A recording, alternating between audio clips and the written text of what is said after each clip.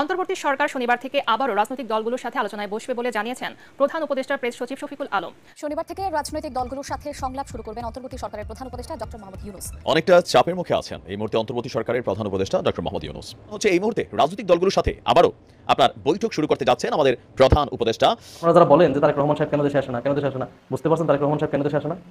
আসসালামু আলাইকুম সম্মানিত দর্শক শ্রোতা, প্রথমে বলছি আজকের এই ভিডিওটি দেখলে আপনারা রীতিমতো অবাক হয়ে যাবেন। দর্শক শ্রোতা, ডক্টর ইউনূসকে বিভ্রান্ত করার জন্য একটি মহল তার পেছন থেকে কাজ করতেছে, কিন্তু ডক্টর ইউনূস এখন দেশে এসে একটা কঠিন সিদ্ধান্ত নিল যা আপনারা শুনলে রীতিমতো অবাক হয়ে যাবেন। সম্মানিত দর্শক শ্রোতা, ডক্টর ইউনূস একটা কঠিন সিদ্ধান্ত নিয়েছেন এবং ডক্টর ইউনূস একটা মহাপরিকল্পনা করেছেন। বাংলাদেশের রাজনৈতিক দলগুলোর সঙ্গে তিনি এখন বৈঠক করবেন এবং বৈঠকে বাংলাদেশটাকে কিভাবে এগিয়ে নেওয়া যায়, বাংলাদেশ সংস্কার এবং বাংলাদেশের নির্বাচন কবে দিলে ভালো হয়, এই সব সম্পর্কে ডক্টর ইউনূস আলোচনা করবেন বাংলাদেশের প্রধান রাজনৈতিক দলগুলোর সঙ্গে। মহা প্ল্যান করেছেন ডক্টর ইউনূস। আজকের এই ভিডিওটি দেখলে আপনারা রীতিমতো অবাক হয়ে যাবেন। আজকের এই ভিডিওতে গুরুত্বপূর্ণ তথ্য রয়েছে ডক্টর ইউনূস কি প্ল্যান করেছেন বাংলাদেশকে নিয়ে। তো বেশি দেরি না করে আমরা ভিডিও ক্লিপে চলে যাচ্ছি, আপনারা মনোযোগ সহকারে ভিডিওটি দেখতে থাকুন। অনেকটা চাপের মুখে আছেন এই মুহূর্তে অন্তর্বর্তী সরকারের প্রধান উপদেষ্টা ডক্টর মোহাম্মদ ইউনূস। একদিকে আপনার রাজনৈতিক দলগুলোর নির্বাচনকে নিয়ে যেই সময় বা টাইম ফ্রেম বা রোডম্যাপ বা সংস্কার প্রক্রিয়া কী কী সংস্কার, এই যে বিশদ বিস্তৃতি জানতে চাওয়া, আর যদি সেগুলা না হয় বা না দেয় বা নির্বাচন লেন্দি প্রসেসে চলে যায় রাজপথে নামার হুমকি। অপরদিকে সমন্বয়করাও তাদের কিন্তু যেই পাওয়ার ছিল, ব্যাকগ্রাউন্ড স্টুডেন্টস পাওয়ার, সেখানে কিন্তু অনেকটাই ঘাটতি হয়ে গেছে। উত্তরবঙ্গের বন্যা নিয়ে তারা আলাদা কোনো ওইভাবে ত্রাণ কালেকশনের জন্য এবার টিএসসিতে আর জায়গা করে নাই। অনেকে বলছে যে এবার করলে 10 লাখ টাকাও তারা পাবে না।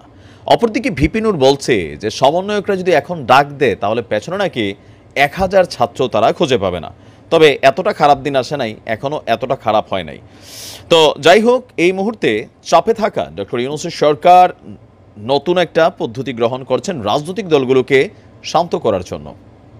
পাশাপাশি যে সংস্কার প্রক্রিয়া চলমান আছে সেই সংস্কার প্রক্রিয়াতেও রাজনৈতিক দলগুলোর পরামর্শ বা তাদের গাইডলাইন বা রিকোয়ারমেন্ট হিসাবে যদি কোনো কিছু থাকে সেটা নিয়েও সংস্কারের মধ্যে কানেক্ট করতে চান ডক্টর মোহাম্মদ ইউনূসের সরকার।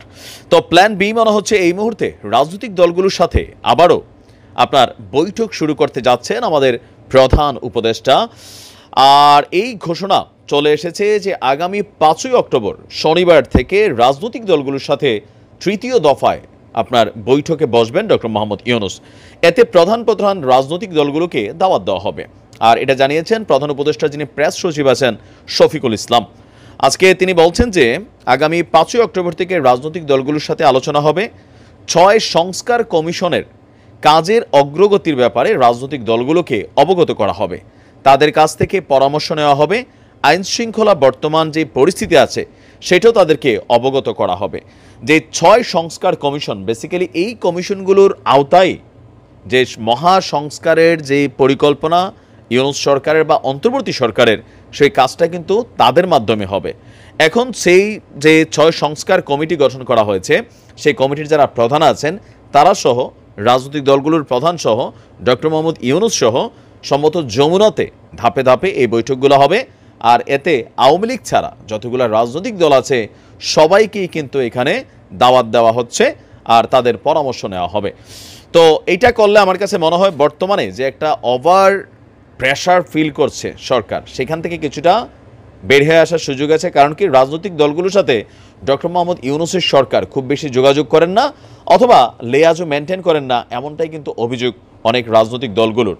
আবার ধরেন ভিপি নূর সহ আবার অনেকেই মনে করছেন এই উপদেষ্টা পরিষদে তাদেরকে কানেক্ট করা দরকার, মানে বিএনপি, জামাত, ভিপি নূরের দল, আরও যে দলগুলো আছে সেখান থেকে চরমোনাই, হেফাজতে ইসলাম, প্রত্যেকটা দল থেকে 2-1 মানুষ করে উপদেষ্টা পরিষদে বসায় তারপরে এই সরকারের পরিচিতিরা আরেকটু বড় কইরা তারপরে হচ্ছে কার্যক্রমগুলো চালায় যাওয়া। বাট কোথাও না কোথাও ডক্টর মোহাম্মদ ইউনূস এবং তার যেই অন্তর্বর্তীকালীন সরকাররা আছেন, মানে উপদেষ্টারা আছেন, তারা কিন্তু এই পদ্ধতিগুলোতে বা এই যে নানান পরামর্শ আসতেছে এমনে সেমনে, এগুলোকে কিন্তু খুব বেশি ফোকাস করছেন না। তো যার কারণে স্বাভাবিকভাবেই রাজনৈতিক দলগুলো অনেকটা নেগেটিভ সিচুয়েশন অবস্থান চলতে গেছে। আবার ধরেন নানান যে একটা অস্থিতিশীল পরিবেশ তৈরি হচ্ছে, তো সকল কিছু মিলিয়ে সার্বিকভাবে জিনিসগুলোকে হ্যান্ডেল করার জন্য আপনার ডক্টর ইউনূস সরকারের plan B, but it's a good decision, এই মুহূর্তে এটা দরকার ছিল। তো দেখা যাক কি কি আলোচনা হয় বা প্লাস মাইনাস কি আসে, এটা হয়তো আমরা ওই বৈঠকগুলোর পরে জানতে পারবো। ভালো। তারেক রহমান সাহেব কেন দেশে আসে না, তারেক রহমান সাহেব কেন দেশে আসে না, এটা নিয়ে আপনাদের কমেন্ট মানে ঝালাপালা করে ফেলেন যে কেন তারেক রহমান এখন দেশে আসতেছে না। কারণ এখন তো আর শেখ হাসিনা নাই, স্বৈরাচারী ফ্যাসিবাদী হাসিনা নাই। তারেক রহমান সাহেব দেশে আসলে কি হবে? মাহমুদুর রহমান আসলো না দেশে, আজকে কয়দিন হয়ে যায়, 3-4 দিন হয়ে যায়, জামিন দিছে, মানে জেল থেকে বের করছে, জামিন দিছে? জামিন তো দিতে পারে নাই। তারেক রহমান সাহেব দেশে আসবে কি জন্য? জেলে যাওয়ার জন্য? তারেক রহমান সাহেব দেশে আসলে তো জেলে যেতে হবে তাকে। এই যে আইনের দোহাই দিবে আমার মাঝে মাঝে মানে হাসি পায়, মাঝে মাঝে হাসি পায়। এখানে যে তারেক রহমানের বিরুদ্ধে যে মামলাগুলো আছে, এত এত মামলা, এই যে মাহমুদুর রহমানের নামে যে মামলা, এটা তো মিথ্যা মামলা। এই মামলায় যদি গ্রেপ্তার হইতে হয় তাহলে কিসের স্বাধীন হইলাম আমরা? যে মাহমুদুর রহমান স্বৈরাচারী ফ্যাসিবাদী হাসিনার বিরুদ্ধে যুদ্ধ করছে, আক্রমণের শিকারও হয়েছে, দেখছেন না? সে মাহমুদুর রহমান যদি দেশে এসে তাকে কারাগারে যাইতে হয়, তো তারেক রহমান সাহেবরা কি করবে বলেন? আপনি নিজেই কল্পনা করেন তারেক রহমান সাহেবের কি হবে। তো আপনারা যারা বলেন যে তারেক রহমান সাহেব কেন দেশে আসে না, কেন দেশে আসে না, বুঝতে পারছেন তারেক রহমান সাহেব কেন দেশে আসে না? তারেক রহমান সাহেব তো দেশে আসতে চায়, কিন্তু সব সিস্টেম তো এখনো ঠিক হয় নাই, এটা বুঝতে হবে আপনার। সব সিস্টেম কি ঠিক হয়েছে? ডক্টর মোহাম্মদ ইউনূস স্যারের কাছে নির্বাচনের কথা বললে এখন বলে এক কথা, এই আর একজন বলে আর এক কথা, কোনো কথাই বলতেছে না। আপনার সংস্কার করতে হবে, ওকে, প্রবলেমগুলো সংস্কার করেন, প্রবলেমগুলো সংস্কার করেন। দেশনায়ক তারেক রহমান সাহেব যে ঘোষণা দিয়েছে জাতীয় সরকার, সত্যি এই যে প্রবলেমগুলো বাংলাদেশে ঘটতেছে, এইগুলো জাতীয় সরকার ছাড়া সম্ভব না। সেনাবাহিনীর উপর হামলা, যেটা শেখ হাসিনার মতো এত বড় স্বৈরাচারে বাংলাদেশ থেকে তারাই দিল, সেনাবাহিনীর উপর শিক্ষার্থীরা একটা হামলা করলো না, গার্মেন্টসের শ্রমিকরা সেনাবাহিনীর উপর হামলা করে, চিটাগাঙে সেনাবাহিনী গাড়ি আটকাই দেয়। এগুলা কিন্তু অনেক লজ্জার। একটা কথা আছে না, স্বাধীনতা অর্জনের থেকে রক্ষা করা কঠিন, তো আমরা সেই পথে হাঁটতেছি। স্বাধীনতা অর্জন ঠিকই করছি, কিন্তু রক্ষা করতে পারবো কিনা সত্যি জানি না।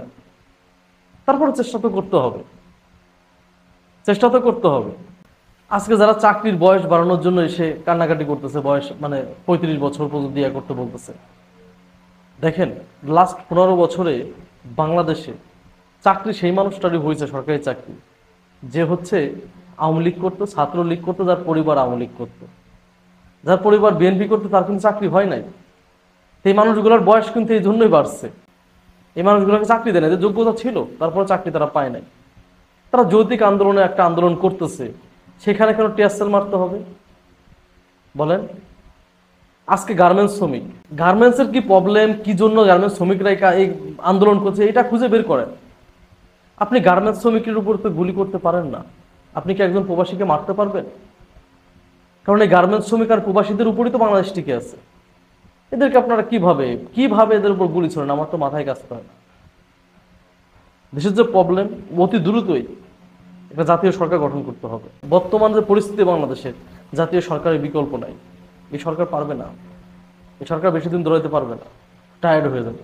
মনে হইতেছে আমার যে একজন মাহমুদুর রহমান, তাকেই আপনারা মুক্তি দিতে পারতেছেন না, যে শেখ হাসিনা সাজানো একটা মামলা, মিথ্যা মামলা, ভিত্তিহীন মামলা, যে সজীবদের জয়কে নাকি মেরে ফেলার পরিকল্পনা করছে এরা, এদের মতো ভদ্রলোক, সেই মামলায় তাকে জেলে নিচ্ছেন। তাহলে আপনার কন্ট্রোলে কি আছে? আমার তো মাথায় কাজ করে না।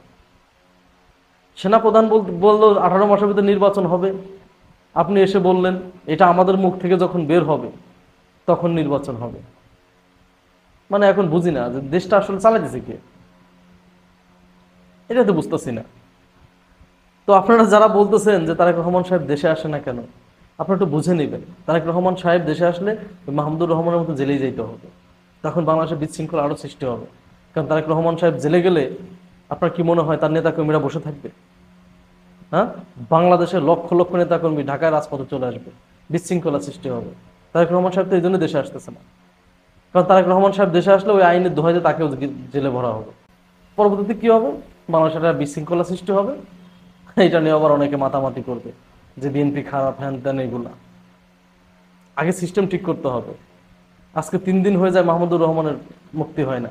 কিসের আইন? শেখ হাসিনার আমলে যত মামলা হয়েছে ওইগুলার কোনো গ্রেপ্তার করা যাবে না। কিসের রায়, কিসের কি? এটা কি মামলা? ভিত্তিহীন মামলা যে সজীবদের জয়কে নাকি মেরে ফেলার পরিকল্পনা করছে।